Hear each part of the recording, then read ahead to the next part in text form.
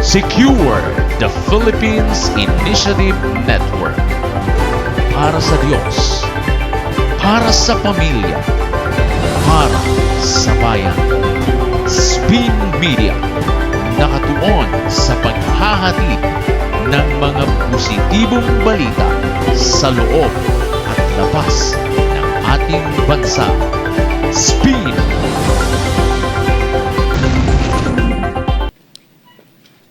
Binasa ko ito, Atty. Baligod, at ang nagbigay sa akin ng malaking atensyon ay yung napakaraming deliveries ng mga maleta na nakalitrato pa dito sa inyong sinumpaang salaysay.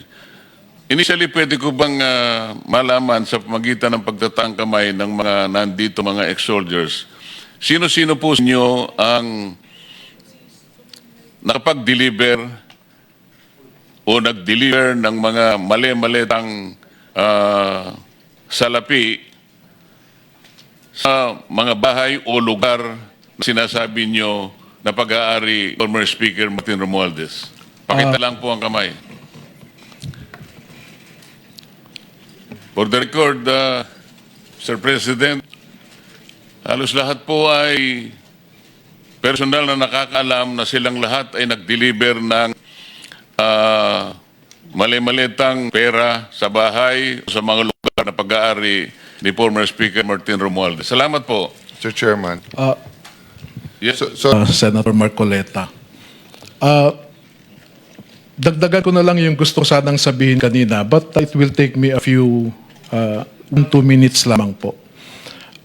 Dalawang reason kung bakit nandito kami ngayon sa harapan ninyo. Ang unang rason po ay lahat naman tayo, galit tayo sa magnanakaw, no? Hindi, ang unang reason, pinatawag namin kayo rito. Opo. Para tumestigo kayo personal at marig ng buong sambayanang Pilipino ang sasabihin ninyo dahil palagay namin malaki ang may contribute ninyo sa ikalulus ng problema natin Opo. na ayaw pong lutasin noong naunang leadership ng Senado. Okay. Ang pangalawang rason na nandito kami ay dahil nga po sa inyong paanyaya bilang chair ng subcommittee ng Blue Ribbon Committee. Nakatanggap din po kasi kami ng isang email kahapon galing sa allegedly sa opisina ni Senator Erwin Tulfo claiming to be the new chair of the Blue Ribbon Committee. At kagabi po ay nag-usap kami and we decided to honor the invitation of the committee as chaired by Senator Cayetano and as chaired by you as the chair of the subcommittee. Dahil po, sabi nga ninyo kanina, ay mali yung proseso kahapon. At kanina lang po namin nalaman talaga na yung pagnanakaw pala ay habit forming. Dati ay nagnanakaw lang sila ng pera sa kaban ng bayan. Ngayon o kahapon ay meron ding nagnakaw ng kapangyarihan. At kanina lamang po pagpasok namin ay gusto rin nilang nakawin ang katotohanan at pagtakpan ang katotohanan sa ating mga kababayan tungkol sa pagnanakaw na ito. Kaya sabi ko nga, habit forming pala ang pagnanakaw. Ito pong affidavit nito ay isinagawa ng mga sundalo pagkatapos ng ilang meeting, no? Kailangan ko po silang tanungin sa kanilang mga nalalaman.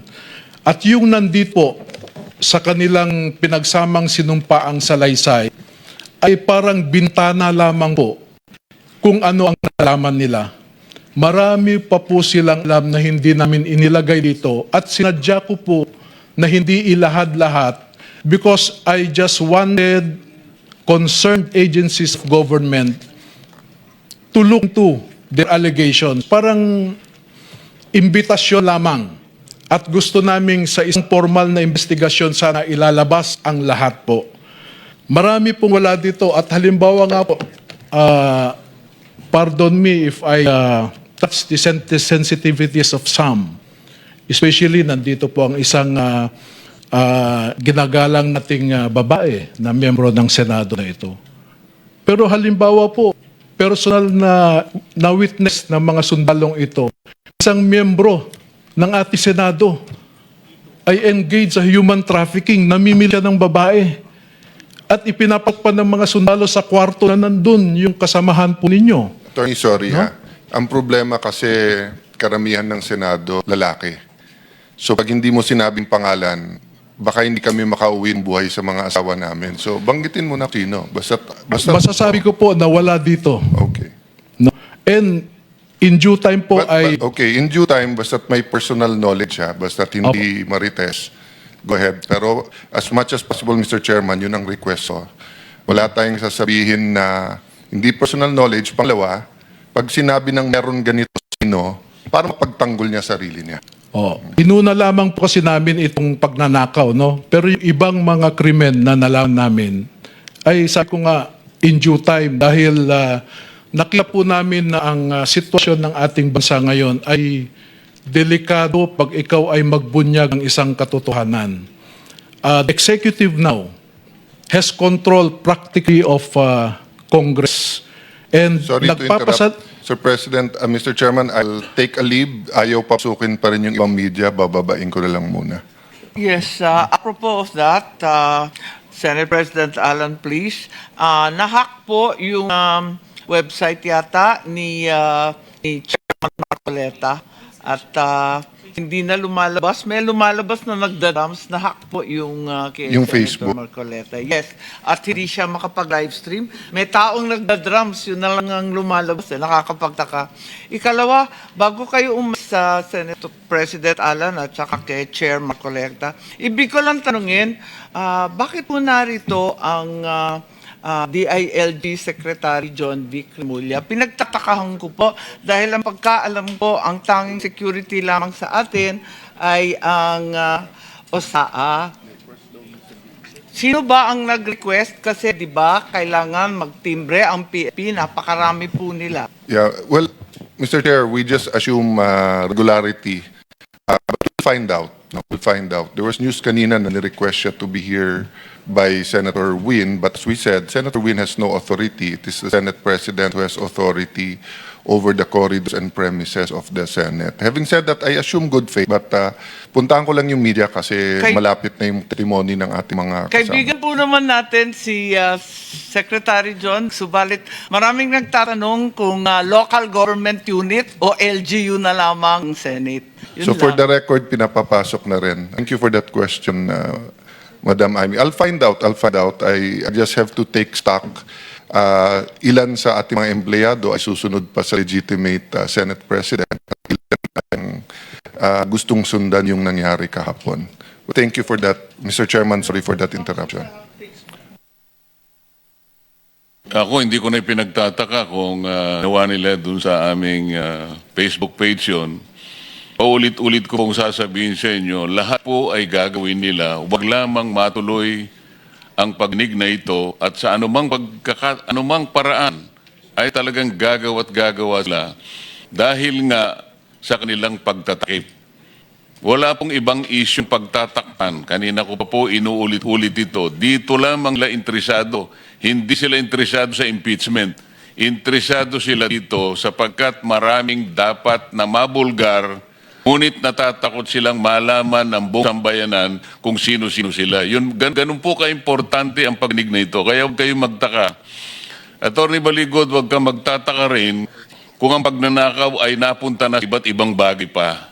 Malalaman mo naman, ninakaw na nga yung karapatan namin sa nang magano rito. Akala nila siguro hindi kami papasok sa araw nito at maniniwala kami sa kanilang ginawa.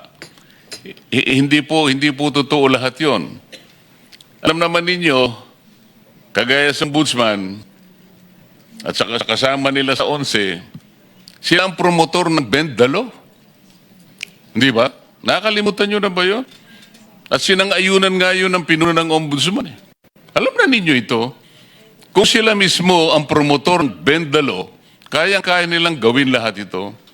Pero ulitin po namin, kahit sila po sana ang manguna dito sa pagdinig na ito, wala po kaming problema.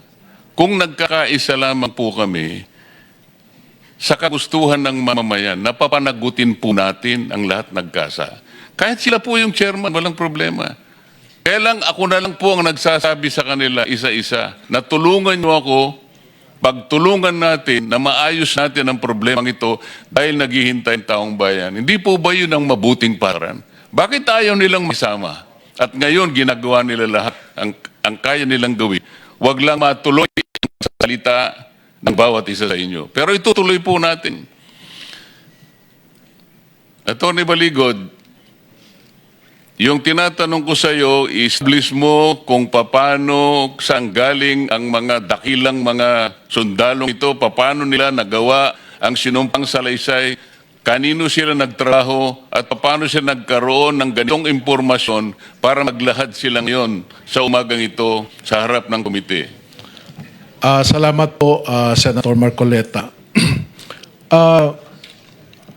Halos ang buong bansa noon ay nanonood sa Senate Blue Ribbon Committee hearing na kung saan si retired Sergeant Orly Gutierrez ay nagbigay ng kanyang testimonya.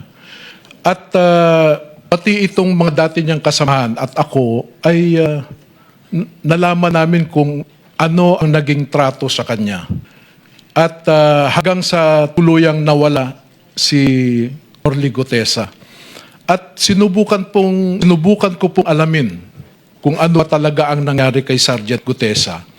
At salamat naman sa impormasyon ng ilang mga kaibigan natin sa Armed Forces of the Philippines na napagkwento kung ano ba talaga.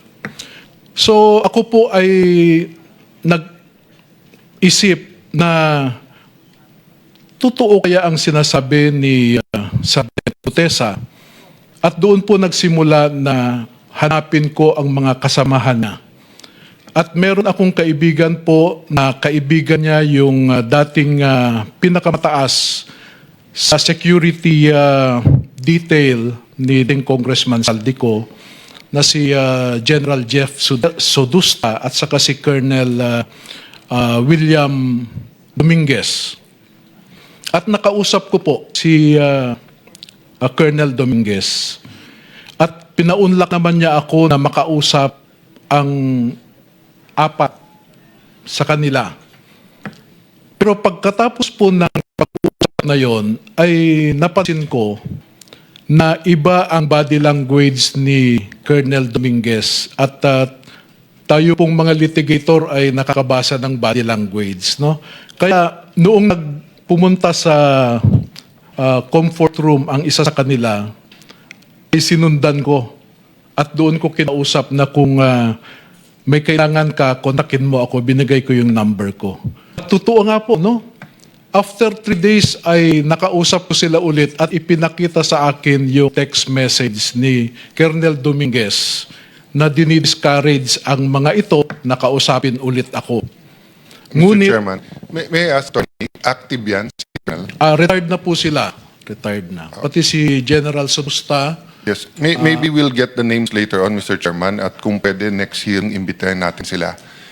As nasabi parati ni Senator Lacson, sundan natin yung ebidensya. Diba? So as the names are mentioned, may I ask the Secretariat to take note and then maybe any member can manifest, Chairman, kung sinong dapat maimbita later on. Thank you, Mr. Chairman. So nung kumontak po nga ang isa akin, ang sinabi niya ay dinidiscourage sila ni retired Colonel Dominguez, nakausapin ulit ako. Pero nararamdaman ko sa kanila. Di bali na yun, hindi lang na-discourage. Ang totoo niyan, nakagawa sila ng pinagsamang salaysay. Ito ay pinasasalamatan sa inyo ng buong sambayanan at naging matapang kayo para magsiwalat kayo sa nalalaman ninyo. Ang gusto ko lamang talagang tindigan ninyo, lahat ng sinabi nyo rito, lahat ng nakasulat dito, ay kaya ninyong tindigan at maaari pa kayong makagawa ng detalyadong pagsasalaysay kung kinakailangan. Sapagkat nabasa ko yung ibang bahagi ito, medyo may pagka-general ang approach. Katulad halimbawa, nung sinasabi nyo rito na may mga maleta ding naibigay sa mga miyembro ng media. Wala kayong binanggit dito pero inaasahan ko na ididetalya ninyo kung sino-sino ang nabig ng maleta sa panig ng ating mass media. Napakasama po kasi ang magiging resulta, lalong-lalo na kung totoo nga sa pamagitan ninyo ni-establish natin talaga kung totoo lahat ito, saan naman kayo nakakita ang taong bayan na nagdidepende ng kanilang impormasyon. Secure the Philippines Initiative Network. Para sa Diyos, para sa pamilya, para sa bayan. Spin Media, nakatuon sa paghahatid ng mga positibong balita sa loob at labas ng ating bansa. Spin.